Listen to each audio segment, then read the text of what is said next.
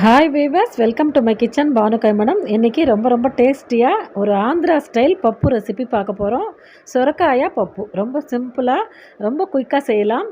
ரொம்ப டேஸ்ட்டாக இருக்கும். இந்த மாதிரி சம்மரில் நீர் சத்து உள்ள காய்கறிகளை நம்ம அதிகமாக சாப்பிடணும்.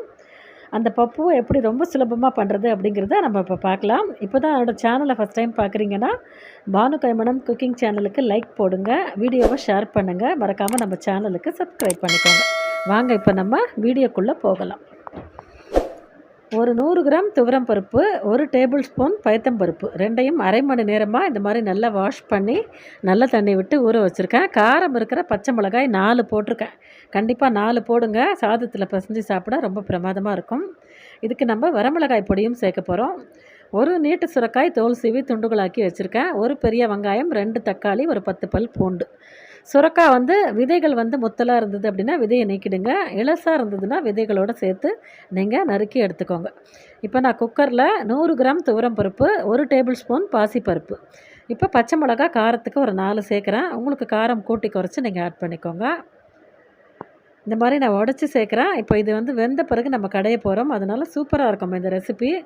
எனக்கு பார்த்திங்கன்னா நிறையா தெலுங்கு ஃப்ரெண்டு நிறைய பேர் இருக்காங்க. ஒருத்தர் வீட்டில் நான் இந்த ஆந்திரா பப்பு, சொரக்காய் பப்பு அப்படின்னு சொன்னாங்க. அவங்க வீட்டில் நான் சாதத்தில் பிசைஞ்சு சாப்பிட்டேன். மிளகு அப்பளம் இருக்குது பார்த்திங்களா, அதை எனக்கு சுட்டு கொடுத்துருந்தாங்க தொட்டுக்கிறதுக்கு. ரொம்ப பிரமாதமாக இருந்தது டேஸ்ட்டு. உங்கள்கிட்ட பெப்பர் அப்பளம் இருந்தது அப்படின்னா நீங்கள் சுட்டு இது கூட சர்வ் பண்ணிங்கன்னா பிரமாதமாக இருக்கும். சாதா அப்பளம் இருந்தால் கூட நீங்கள் பொரித்து வச்சு அப்பளம், சிப்ஸு, உருளைக்கிழங்கு வறுவல், வாழைக்காய் வறுவல், சேனை வறுவல், இந்த மாதிரி வறுவல் ஐட்டம்லாம் சூப்பராக இருக்கும். அப்பளமும் ரொம்ப பிரமாதமாக இருக்கும். இது சொரக்காய் பப்புக்கு 1 teaspoon chilli powder, Kashmiri chilli powder, ஒரு சிட்டிகை மஞ்சப்பொடி, ஒரு அரிநெல்லிக்காய் சைஸுக்கு புளி ஆட் பண்ணிக்கோங்க. இது நம்ம சாதத்தில் பிசைஞ்சு சாப்பிட போகிறோம். அதனால் ஒரு புளிப்பு வேணும். தக்காளி மட்டும் இருக்குல்ல, அது பத்தாது அந்த புளிப்பு. ஒரு சின்ன அரிநெல்லிக்காய் சைஸு புளி நான் சேர்க்குறேன். இந்த பப்புக்கு தேவையான கல்லுப்பு, இந்த சுரக்காய் பப்புக்கு தேவையான கல்லுப்பு நான் இப்போவே சேர்த்துட்டேன்.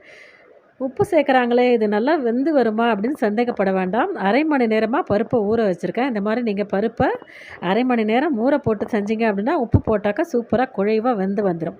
இப்போ என்னோடய குக்கரில் நான் மூடி இதில் சேர்க்க வேண்டிய பொருட்கள் எல்லாமே சேர்த்துட்டோம். ஒரு 4 விசில் கிட்ட நான் குக் பண்ணிக்க போகிறேன். அதே மாதிரி தண்ணியும் நீங்கள் நிறைய விடக்கூடாது, திட்டமாக தண்ணி விடுங்க. ஏன்னா சுரக்காயே பார்த்திங்கன்னா நீர் காய்கறி, அதுவே தண்ணி விட்டுக்கும். அதனால் தண்ணி அளவாக வச்சுக்கோங்க. இப்போ பாருங்கள் எப்படி வந்திருக்கு அப்படின்னு காட்டுறேன். இதை நீங்கள் மத்து போட்டு கூட மசிக்கணுங்கிற அவசியம் இல்லை, கரண்டியால் மசித்தாலே மசிஞ்சிரும். இருந்தாலும் நான் மத்து போட்டு ஒரு 2-3 தடவை இதை நான் நல்லா மசித்து விட்டுக்கிறேன். உங்கள்கிட்ட மண் சட்டி இருந்தால் நீங்கள் அதில் கூட மாற்றி இந்த மாதிரி கடைஞ்சி கொடுங்க. நான் குக்கர்லேயே வச்சு அப்படியே குக்கரோடையே கடைஞ்சி எடுத்துக்கிறேன். ஏன்னா நல்லா வெந்து போச்சு, கடையிறதுக்கு இதில் ஒன்றுமே இல்லை. இருந்தாலும் மத்து போட்டு ஒரு 2-3 ட்ரிப்பு கடைஞ்சிட்டோம் அப்படின்னா சேர்ந்தாப்பில் இருக்கும் இந்த சுரக்காய் பப்பு. இப்போ இதுக்கு சூப்பரான ஒரு தாளிப்பு செஞ்சிட்டோம் அப்படின்னா நம்ம சுரக்காய் பப்பு ஜம்முன்னு ரெடி ஆகிடும். இப்போ எண்ணெயில் 1 டீஸ்பூன் கடுகு, ஒரு சிட்டிகை சீரகம், ஒரு 3 பல் பூண்டு தட்டி வச்சுருக்கேன் தோலோட, காரம் இருக்கிற வரமிளகாய் 2 கிள்ளி வச்சுருக்கேன். உங்கள்கிட்ட தாளிப்பு வடகம் இருக்குன்னா நீங்கள் வடகம் கூட தாளிச்சிக்கலாம், அதுவும் சூப்பராக இருக்கும். இப்போ இந்த மிளகாய், பூண்டு எல்லாம் நல்லா பொரியட்டும். பச்சை கருவேப்பிலையும் நம்ம அதில் ஆட் பண்ணிக்கலாம். கொஞ்சமாக கருவேப்பிலை சேர்த்துட்டு இப்போ இந்த சுரக்காய் பப்பில் இதை சேர்த்திங்கன்னா ஆந்திரா ஸ்டைல் நல்ல காரசாரமான சுரக்காய் பப்பு. நீங்கள் காரம் இருக்கிற வரமிளகாய் பயன்படுத்தினாலும் பயன்படுத்திக்கலாம், காரம் இல்லாத காஷ்மீரி சில்லி பவுடர் வேணாலும் போட்டுக்கலாம். இப்போ தாளிப்பு ரொம்ப பிரமாதமாக செஞ்சாச்சு. இது தோசை கூட சப்பாத்தி கூடலாம் கலக்கலாக இருக்கும்.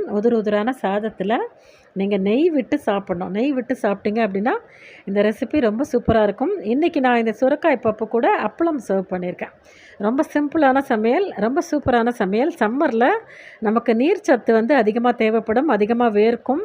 அதனால் நீர் சத்து உள்ள காய்கறிகளை அதிகமாக நம்ம சாப்பிட்ணும்.